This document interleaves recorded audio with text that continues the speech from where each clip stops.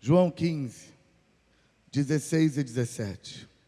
Vocês não me escolheram, mas eu os escolhi, para irem e darem fruto, fruto que permaneça, a fim de que o Pai conceda a vocês o que pedirem em meu nome. Este é o meu mandamento: amem-se uns aos outros. Aleluia. Eu recebi a missão de trazer para você uma palavra com esse tema. Você não foi achado, você foi escolhido. Diga isso para uma pessoa perto de você. Diga: você não foi achado, você foi escolhido. O centro do texto que a gente acabou de ler, João 15, 16 e 17. Vocês não me escolheram, mas eu os escolhi para irem e darem fruto, fruto que permaneça, a fim de que o Pai conceda a vocês o que pedirem em meu nome. Este é o meu mandamento: amem-se uns aos outros. O centro desse texto é a ideia: mas eu escolhi vocês. Mas eu escolhi vocês. O centro do texto é isso. É uma afirmação de Jesus para os seus discípulos que se estende a mim e a você. Mas eu escolhi vocês. E toda vez que a gente ouve essa palavra, essa frase, eu escolhi você. Homem gosta de ouvir isso de mulher. Quando a mulher fala assim, eu escolhi você, ele gosta. Mas é Deus que está falando, é mais do que uma mulher. Eu escolhi você. Mas uma das razões, porque os homens adoram escutar isso, é uma razão errada. E é a razão mais frequente, é a razão errada. Quando os homens escutam eu escolhi você, eles se alegram, uma alegria falsa, baseada na comparação. Porque a palavra escolher, ela tem a ver com eu exerci meu livre-arbítrio. Eu exerci meu direito de escolha. Quando eu digo que eu escolhi, significa que eu tinha opções. E toda vez que um homem escuta essa frase, eu escolhi você, não importa de quem ele ouviu, ele percebe a ideia de que escolhi, então eu tinha opções. E esse homem, a maioria de nós, viciado em comparação, ele vai sempre entender que quem tem escolha, podia ter escolhido ele e podia ter escolhido o outro. Mas não escolheu o outro, escolheu ele. Então ele é mais bonitinho do que o outro. Então ele é especial. Então ele é melhor que o outro. E por que que o homem sempre leva a cabeça para esse lado? Porque os homens são viciados em comparação. Para o homem, para a maioria absoluta dos homens, claro que vocês não têm esse problema, já venceram isso, já amadureceram e não ficam se comparando mais. Pessoas maduras diante de mim, que eu tenho certeza que são. Mas os outros homens que não vieram hoje, eles comparam. E para eles, uma coisa só é boa, se a do outro for pior. E quando ele tem alguma coisa que ele ama muito, que ele acha bonito, que ele gosta, que ele se orgulha do que tem, ele só sente alegria no que ele tem, até que alguém mostre um melhor. Por exemplo,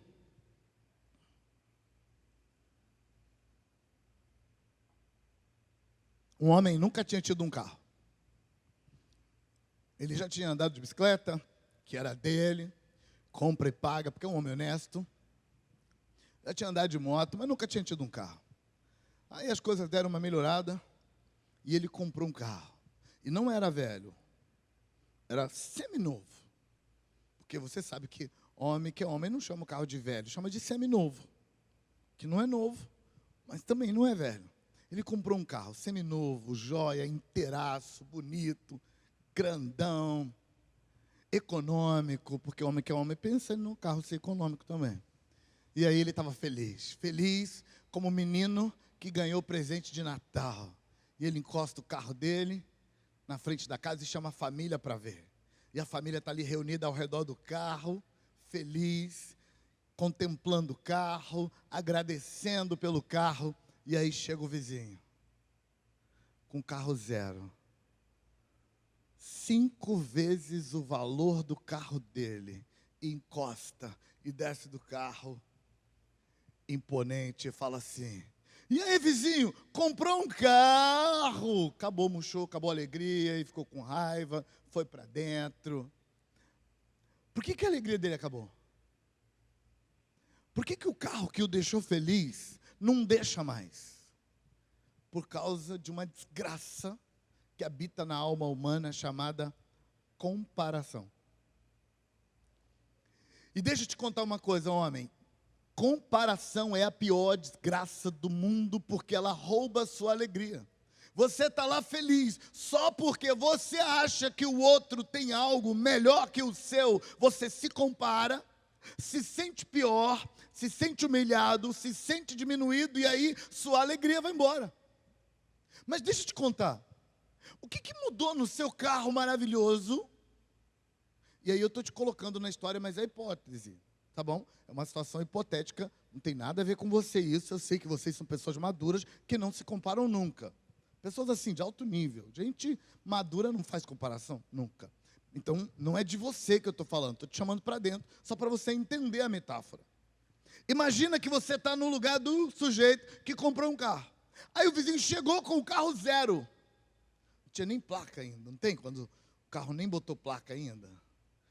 Brilhando assim, reluzindo ao sol da manhã. Oh, meu Deus, dá até para babar. Imagina que você é aquele do carro seminovo. E aí o vizinho chegou com o carro zero e encostou do lado. E veio comemorar com você seu carro seminovo. Por que antes dele chegar, o indivíduo estava feliz? Contente, alegre, festejando o presente de Deus. O que mudou no carro? Quando o do outro chegou, esse carro ficou pior? A cor dele ficou mais feia? A mecânica dele piorou? Não mudou nada. O que ele tinha, continua tendo. Porque agora não tem mais valor, porque o do outro chegou. Porque comparação é uma desgraça que envenena a alma do homem. Quando o homem se compara com o outro, quando o homem se compara a atual situação dele com a atual situação de uma outra pessoa, ele se envenena. Sabe o que é o pior? É que a pessoa não só se envenena, ele paralisa. Ele para de crescer. Ele começa a se auto-sabotar. Porque ele começa a acreditar que ele é uma porcaria de ser humano. Que ele é um zero à esquerda. Normalmente, nessa hora de raiva, a gente usa outras palavras mais feias que eu não posso falar aqui, porque estamos na igreja. Mas as palavras que ele diz dele mesmo, na hora da comparação, são palavras muito feias. Por isso, a comparação é algo horrível. Escuta uma coisa. A única comparação que não te faz mal é quando você compara você hoje com você ontem. E se pergunta, eu estou melhorando? Eu estou me tornando uma versão melhor de mim mesmo? Eu estou crescendo na vida? Quando você se compara hoje com ontem, mesmo que o resultado não seja bom, mesmo que ao se comparar com ontem você perceba, não estou melhorando não. Mas vai ser saudável, porque é uma comparação que te empurra a querer melhorar.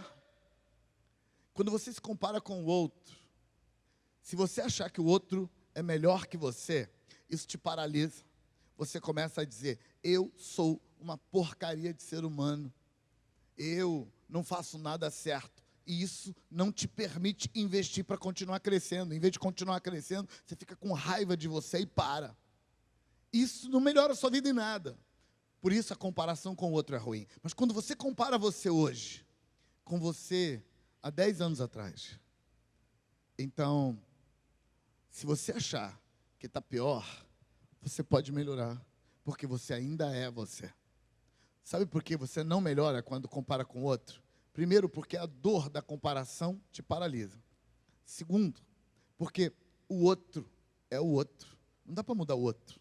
Não dá para mexer com o outro. Só dá para mexer com você. Você só tem acesso a você. Por isso, quando o texto diz assim, eu escolhi você.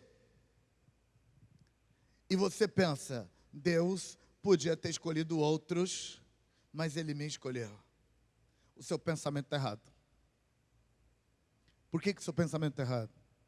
Porque você está se comparando com outra pessoa e dizendo, Deus não escolheu ele, Deus escolheu a mim. Então, se Deus escolheu a mim, então eu sou especial e o outro não é. Não importa para que você comparou. Se você comparar, vai dar ruim. As coisas não vão melhorar na sua vida. Porque quando você se compara com o outro e diz, Deus me escolheu e não escolheu o outro, nessa comparação você se acha melhor do que o outro. De qualquer forma, a comparação vai te paralisar. Porque ou ela te paralisa porque você é uma pessoa ruim, ou ela te paralisa porque você é melhor do que o outro. Porque quem é melhor do que o outro paralisa também. O coração enche de orgulho e Deus odeia o orgulho. Deus não abençoa orgulhosos. Deus abençoa humildes. Deus abençoa gente que se rende diante dele e reconhece que a bênção vem dele. Então, pastor, se Deus não está dizendo que Ele me escolheu em detrimento de outro, se Deus não está dizendo que Ele me escolheu e deixou outro de fora, então o que Ele está dizendo quando Ele diz que me escolheu?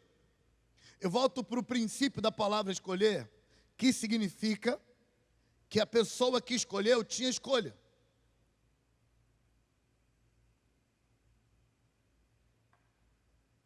Não dá para escolher sem ter escolha. Quem escolhe tem livre-arbítrio. Quem escolhe tem mais de uma opção. Tem pelo menos duas opções. Mas quando Deus diz, eu escolhi você, Ele não está dizendo que tinha você e outro, e Ele deixou o outro e escolheu você. Ele tinha duas opções, mas não eram duas pessoas. Ele tinha duas opções para uma pessoa só, que é você. E quais eram as duas opções de Deus? Ele podia te escolher ou Ele podia te rejeitar. Você está aí? Então, tira a comparação dessa história, porque a única pessoa com quem Deus te permite se comparar é com você mesmo. Com você mesmo e o seu passado, no seu passado, e com você mesmo no seu futuro. Então, quando Deus diz que eu escolhi você, Ele não está falando entre você e outro, você ganhou, não. Porque você é único, o outro também é único. E Deus nunca vai escolher entre vocês dois, porque o que Deus tem para o outro não cabe para você, o que Deus tem para você não cabe para o outro. Essas coisas não misturam. Quando Deus diz, eu escolhi você, Deus está dizendo, eu tinha duas escolhas. Eu podia desistir de você. E você sabe, Deus tinha boas razões para desistir. Não tinha? Se você achar que não tinha, vou te falar uma frase. Eu sei o que você fez no verão passado. Você sabe que se Deus falasse assim, rapaz, para mim já deu, acabou, não quero saber mais. Desisti de você. Já fiz o que podia fazer. E você caiu de novo. Ah, pelo amor de Deus, me poupe. Você sabe que se Deus falasse isso para você, Ele estava certo. Não estava? E se você não sabe disso, fique tranquilo, o Espírito Santo vai te mostrar. Porque a verdade é essa. Nenhum de nós merecia que Deus nos escolhesse. Todos nós merecia que Ele desistisse de nós. Que Ele dissesse, não vou te escolher. Estou fora. Para mim já deu. Mas então Deus diz assim, ei, eu escolhi você. E escolhi você significa que dentre as minhas, pelo menos duas opções, em que eu podia falar assim, eu quero você. Ou eu podia falar, não, eu não quero você. Ele disse, eu quero você.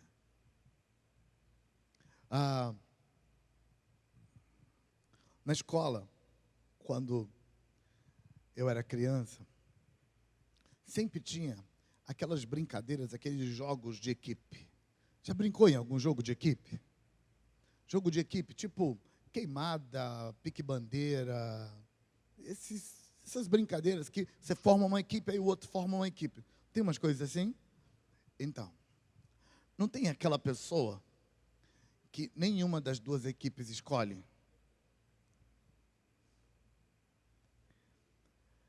Aí o capitão do time A fala assim, eu quero fulano. O capitão do time B fala, eu quero Beltrano. O capitão do time A fala, eu quero Beltrano. E aí tem um fulaninho que vai sobrando. Ninguém escolhe ele. Quem aqui? E você não precisa ser tão sincero se você não quiser, pode mentir e fingir que não é com você. Mas talvez tenha alguém corajoso. Quem aqui estava sempre no lugar onde ninguém escolhia? Quem já teve essa experiência? Ninguém te escolhia. Joia. A minha mão está levantada também. Ninguém. É horrível, não é? Quando ninguém escolhe. Vamos fazer um time de futebol. Fulano é o capitão, vai escolher 11. O outro é o capitão, vai escolher 11. Nós temos 30. Os outros vão ficar na reserva. Ninguém me escolhe. Não é horrível quando ninguém te escolhe? É disso que Deus está falando. Deus não está falando assim, você é melhor ou pior do que o outro. Eu tenho uma escolha. Eu te escolho ou eu não te escolho. Essa é a questão. No geral, aquele menino que não era escolhido, ele dirigia sua raiva ao capitão da equipe, porque era ele que fazia as escolhas, especialmente ao capitão da equipe que ele queria entrar, porque o capitão da outra equipe para onde ele não queria ir, aquele lá não era culpado, mas ele era, porque nenhum dos dois escolheu. Mas tinha uma equipe que ele queria participar, e ele ficava com raiva do capitão da equipe.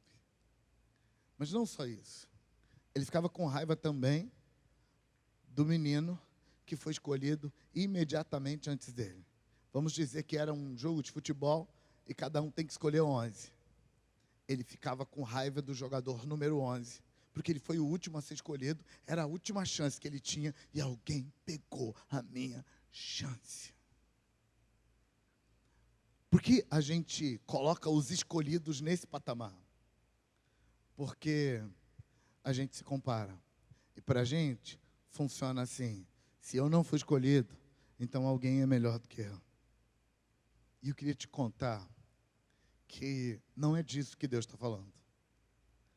Deus não te escolheu para você ser melhor que ninguém. E quando você não é escolhido, não é porque você é pior do que alguém. Escolher ou não escolher, nesse caso, está no poder de uma pessoa. E a razão dele para te escolher, e a razão dele para não te escolher, está nele. Só nele.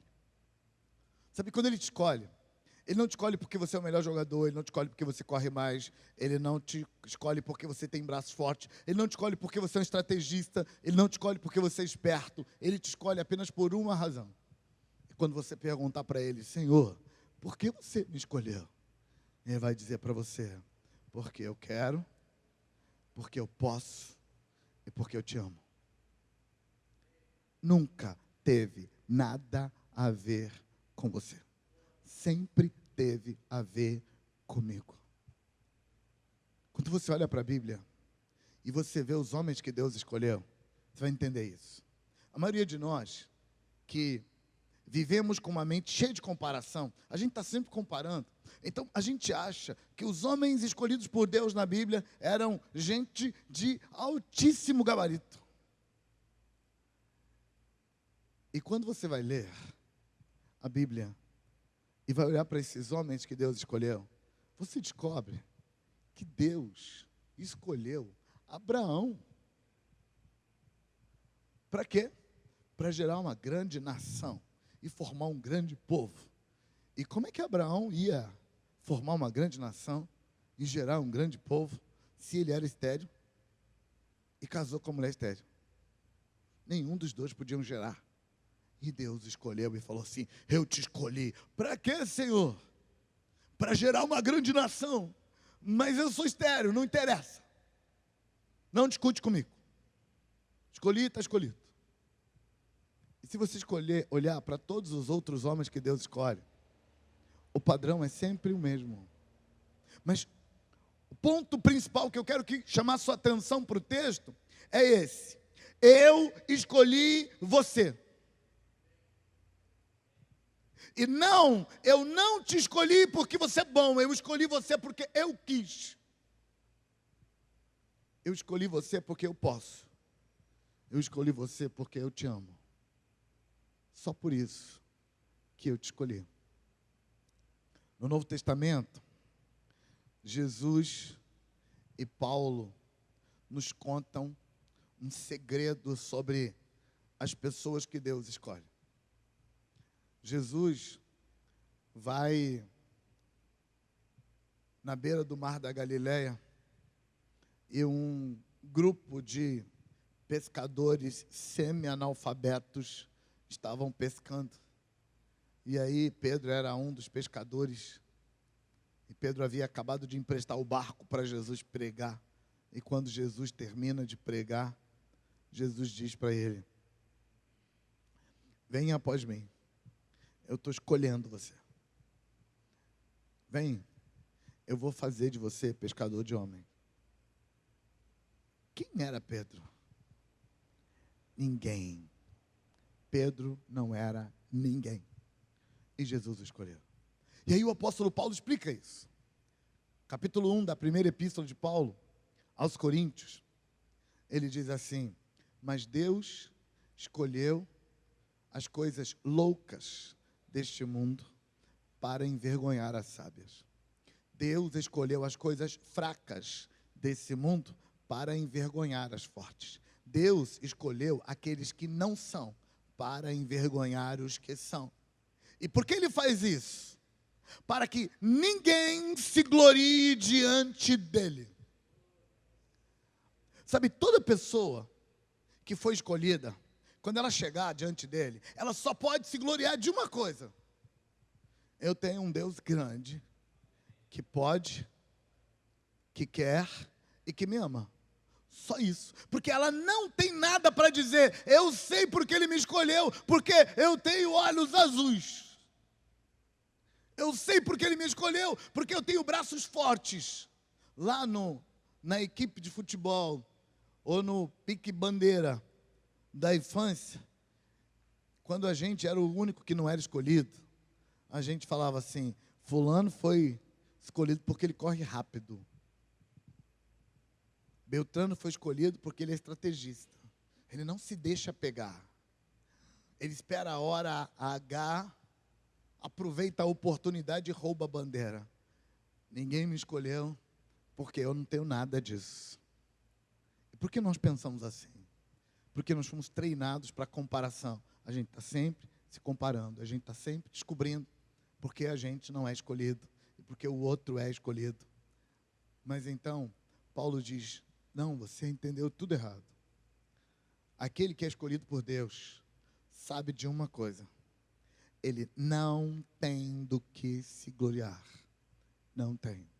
Aquele que é escolhido por Deus foi escolhido porque Deus quer, porque ele pode. E quem vai discutir com ele? Vai discutir? Vai encarar? Não, senhor, eu queria discordar aqui diante do senhor, porque o senhor não devia ter escolhido o apóstolo Paulo. O apóstolo Paulo foi escolhido como apóstolo, como o 13º apóstolo do Cordeiro, como o mistério do Novo Testamento, mas ele não andou com Jesus. E a regra para ser escolhido como apóstolo é ter andado com Jesus. Ele não andou, então o senhor não pode escolher o apóstolo Paulo. O senhor me desculpa, mas o senhor está errado. Quem vai ter coragem? Deus vai falar assim para você: vai encarar? Eu escolhi Paulo, e daí? Vai fazer o quê? Porque eu posso. Paulo estava falando disso quando ele escreveu aos Romanos, no capítulo 8, quando ele disse que se Deus é por nós, quem será contra nós? Se foi ele quem nos justificou, foi ele que falou assim: eis que eu declaro esse menino justo. Se ele nos justificou, quem vai condenar? Quem? É disso que Paulo está falando aos Romanos. Ele está falando, quando Deus escolhe alguém, esse alguém não tem do que se gloriar.